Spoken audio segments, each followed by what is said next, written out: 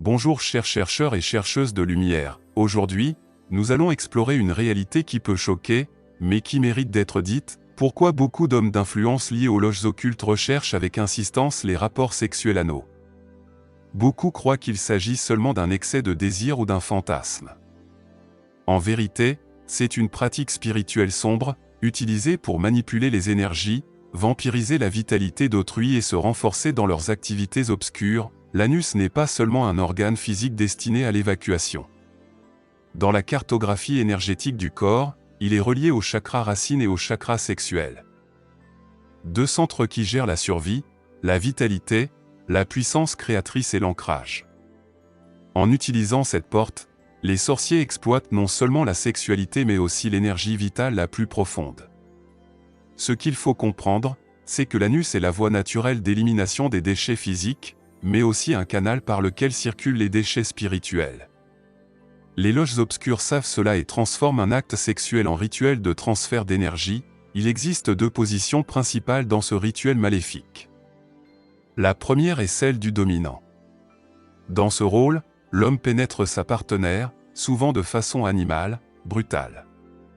Au moment de l'éjaculation, il prononce mentalement des incantations. Ces paroles invisibles appellent des entités sombres. L'énergie contenue dans son sperme devient le vecteur par lequel il expulse toutes ses lourdeurs, ses malédictions, ses pollutions spirituelles accumulées. La femme, ou parfois le partenaire soumis, reçoit ce poison subtil dans son corps et dans son champ énergétique. Elle croit avoir partagé une intimité, mais en réalité elle a hérité d'un fardeau spirituel qui va commencer à l'éroder de l'intérieur. La seconde position est celle du dominé. Ici, l'homme demande à être pénétré, souvent par un autre homme, parfois par une femme utilisant des objets. Cette inversion n'est pas un simple jeu de rôle. C'est un rituel calculé.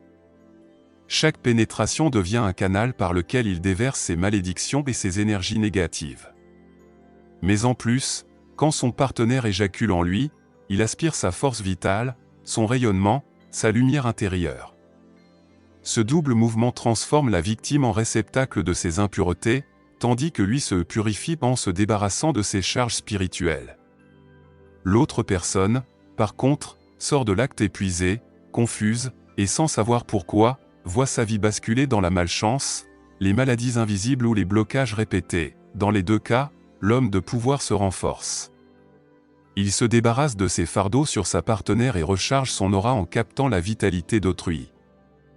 C'est pour cela que ces pratiques sont encouragées dans certains cercles occultes. Elles nourrissent les entités sombres, qui en retour accroissent l'autorité, la puissance et l'influence de celui qui les sert.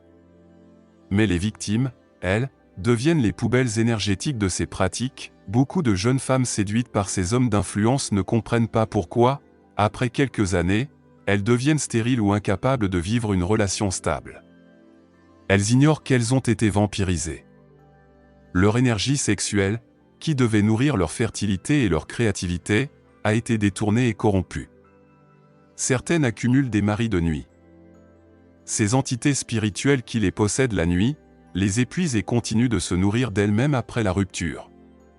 Leur vie se remplit de pollutions invisibles, de cauchemars, de malaise chronique et de malchance persistante. Il est important de comprendre que ces pratiques sexuelles ne sont pas isolées.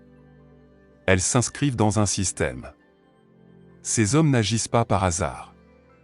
Ils appartiennent à des loges où l'on enseigne que la puissance s'acquiert par le détournement de l'énergie sexuelle. L'énergie sexuelle est l'une des forces les plus puissantes de l'univers. Utilisée dans la lumière, elle élève, elle crée, elle guérit. Mais utilisée dans l'ombre, elle détruit, elle vampirise et elle assujettit. Beaucoup de femmes mariées savent ce qui se joue. Certaines acceptent même que leur mari pratique ces choses avec des maîtresses. Pourquoi? Parce qu'elles-mêmes sont protégées par d'autres rituels. La maîtresse sert alors de bouclier. C'est elle qui absorbe les lourdeurs, c'est elle qui subit les entités, c'est elle qui paie le prix, souvent en échange du luxe et de l'argent. La femme officielle conserve son statut, son confort, et ferme les yeux, pendant que la jeune femme, séduite par les cadeaux, voit son avenir spirituel détruit, et quand ces hommes de pouvoir trouvent une nouvelle proie, le cycle recommence. L'ancienne maîtresse, rejetés, se retrouvent seuls, malades, pollués spirituellement, incapables de se relever. Leur beauté s'efface prématurément, leur joie s'éteint, et beaucoup finissent dans la misère après avoir goûté au luxe. Chers chercheurs et chercheuses de lumière, voilà la vérité que peu osent dire, ces pratiques sexuelles ne sont pas du plaisir, mais des rituels. Derrière la brutalité se cachent des incantations. Derrière les fantasmes, il y a des transferts d'énergie. Derrière le luxe, il y a une destruction invisible, mais il est essentiel de savoir que ce chemin n'est pas le seul. On n'est pas obligé de passer par ces pratiques sombres pour réussir.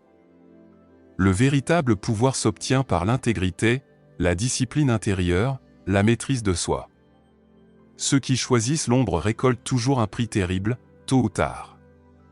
Car ce qui est bâti sur le vampirisme finit par s'effondrer.